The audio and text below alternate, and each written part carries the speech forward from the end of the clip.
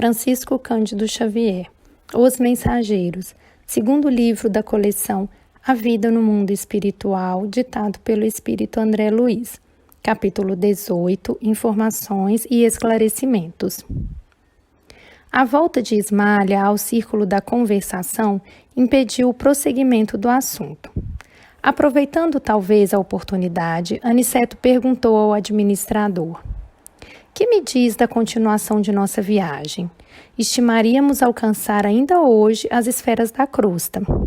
Dirigiu-nos Alfredo significativo olhar e falou: "Não me sinto com o direito de alterar-lhe o plano de serviço, mas seria conveniente pernoitarem aqui. Nossos aparelhos assinalam a aproximação de grande tempestade magnética, ainda para hoje. Sangrentas batalhas estão sendo travadas na superfície do globo. Os que não se encontram nas linhas de fogo permanecem nas linhas da palavra e do pensamento. Quem não luta nas ações bélicas está no combate das ideias, comentando a situação. Reduzido o número de homens e mulheres continuam cultivando a espiritualidade superior. É natural, portanto, que se intensifiquem ao longo da crosta espessas nuvens de resíduos mentais dos encarnados invigilantes, multiplicando as tormentas destruidoras." Aniceto escutava com atenção. "Não me preocupo com sua pessoa", continuou Alfredo, dirigindo-se de maneira particular ao nosso instrutor. "Mas estes dois amigos, penso, seriam desagradavelmente surpreendidos." "Tem razão", concordou Aniceto, e esboçando significativa expressão fisionômica, prosseguiu: "Avalie o sacrifício dos nossos companheiros espirituais nos trabalhos de preservação da saúde humana. São grandes servidores", disse o senhor do castelo. "De quando em quando, observo-lhes pessoalmente os núcleos de atividade santa. A humanidade parece preferir a condição de eterna criança. Faz e desfaz os patrimônios da civilização como se brincasse com bonecas. Nossos amigos suportam pesados fardos de serviço para que as tormentas magnéticas invisíveis ao olhar humano não disseminem vibrações mortíferas a se traduzirem pela dilatação de penúrias da guerra e por epidemias sem conta. As colônias espirituais da Europa, mormente as de nosso nível, estão sofrendo amargamente para atenderem às necessidades gerais. Já começamos a receber grandes massas de desencarnados em consequência dos bombardeios.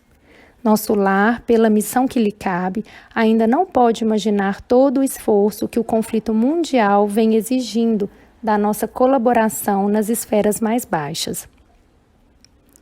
Os postos de socorro de várias colônias ligadas a nós estão superlotados de europeus desencarnados violentamente. Fomos notificados de que as súplicas da Europa dilaceram o coração angélico dos mais altos cooperadores de nosso Senhor Jesus Cristo. Aos terríveis bombardeios na Inglaterra, na Holanda, Bélgica e França, sucedem-se outros de não menor extensão. Depois de reiteradas assembleias dos nossos mentores espirituais, resolveu-se providenciar a remoção de pelo menos 50% dos desencarnados na guerra em curso para os nossos núcleos americanos. Temos aqui o nosso campo de concentração com mais de 400. "Mas não há dificuldade no socorro a essa gente?" indagou Aniceto em tom grave. "E a questão da linguagem?" "Os serviços de socorro, apesar de intensos na Europa, têm sido muito bem organizados", explicou Alfredo.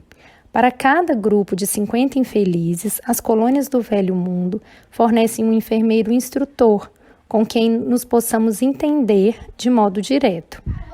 Desse modo, o problema não pesa tanto, porque nossa parte de colaboração consta de fornecimento de pessoal de serviço e de material de assistência."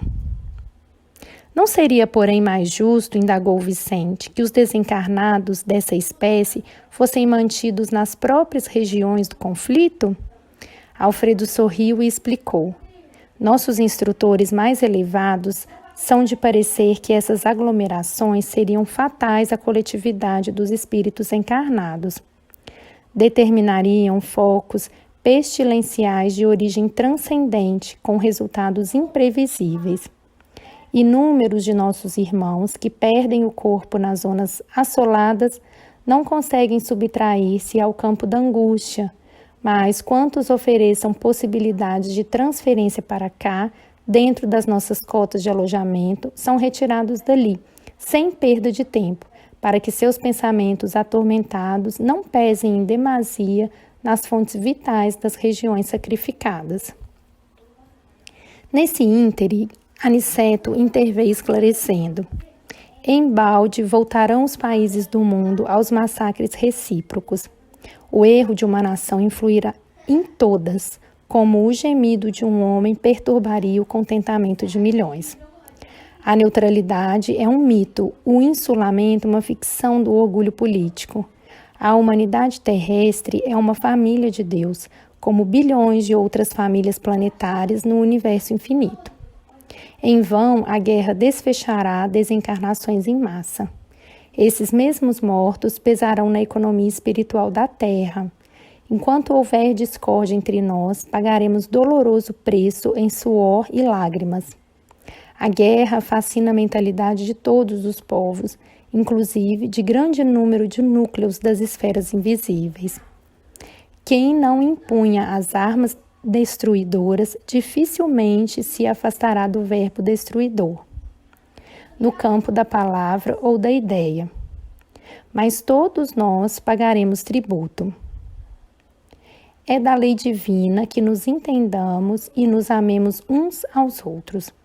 Todos sofreremos os resultados do esquecimento da lei, mas cada um será responsabilizado de perto pela cota de discórdia que haja trazido à família mundial.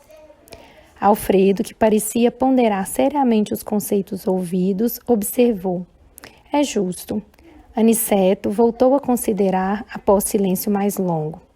Estive pessoalmente a semana passada em Alvorada Nova, que fica em zonas mais altas, e vinha saber que avançados núcleos de espiritualidade superior dos planetas vizinhos, desde as primeiras declarações desta guerra, determinaram providências de máxima vigilância nas fronteiras vibratórias mantidas conosco. Ensinam-nos os vizinhos beneméritos que devemos suportar nos próprios ombros toda a produção de mal que levarmos a efeito. Somos finalmente a casa grande, obrigada a lavar a roupa suja nas próprias dependências. Sorrimos todos com essa comparação. Ismália, que permanecia em silêncio, não obstante a funda impressão que se lhe estampara no rosto, considerou com delicadeza: infelizmente, na feição coletiva, somos ainda aquela Jerusalém escravizada ao erro. Todos os dias somos curados por Jesus e todos os dias conduzimo-lo ao madeiro. Nossas obras estão reduzidas quase a simples recapitulações que fracassam sempre. Não saímos do estágio da experiência. E, dolorosamente para nós, estamos sempre a ensaiar no mundo a política com os Césares, a justiça com os Pilatos, a fé religiosa com os fariseus, o sacerdócio com os rabinos do Sinédrio, a crença com os jairos que acreditam e duvidam ao mesmo tempo, os negócios com os Anases e Caifazes. Nesse passo, não podemos prever a extensão dos acontecimentos cruciais. Encantado com as definições ouvidas, aventurei-me a dizer: como é angustiosa, porém, a destruição pela guerra! Nesses tempos, contudo, observou Alfredo bondosamente, a prece é uma luz mais intensa no coração dos homens. Bem se diz que a estrela brilha mais fortemente nas noites sem luz. Imaginem que, para iniciar providências de recepção aos desencarnados em desespero, já fui mais de uma vez aos serviços de assistência na Europa. Há dias, em missão desta natureza, fomos eu e alguns companheiros aos céus de Bristol. A nobre cidade inglesa estava sendo sobrevoada por alguns aviões pesados de bombardeio. As perspectivas de destruição eram assustadoras. No seio da noite, porém, destacava-se a nossa visão espiritual, um farol de intensa luz. Seus raios faiscavam no firmamento, enquanto as bombas eram arremessadas ao solo. A chefia da expedição recomendou nossa descida ao ponto luminoso. Com surpresa, verifiquei que estávamos numa igreja, cujo recinto devia ser quase sombrio para o olhar humano, mas altamente luminoso para nossos olhos. Notei então que alguns cristãos corajosos reuniam-se ali e cantavam hinos. O ministro do culto lera a passagem dos Atos em que Paulo e Silas cantavam à meia-noite na prisão, e as vozes cristalinas elevavam-se ao céu, em notas de fervorosa confiança. Enquanto rebentavam estilhaços lá fora, os discípulos do Evangelho cantavam, unidos em celestial vibração de fé viva. Nosso chefe mandou que nos conservássemos de pé, diante daquelas almas heróicas que recordavam os primeiros cristãos perseguidos, em sinal de respeito e reconhecimento. Ele também acompanhou os hinos e depois nos disse que os políticos construiriam os abrigos antiaéreos, mas que os cristãos edificariam na terra os abrigos antitrevosos. Às vezes, concluiu o senhor do castelo em tom significativo, é preciso sofrer para compreender as bênçãos divinas.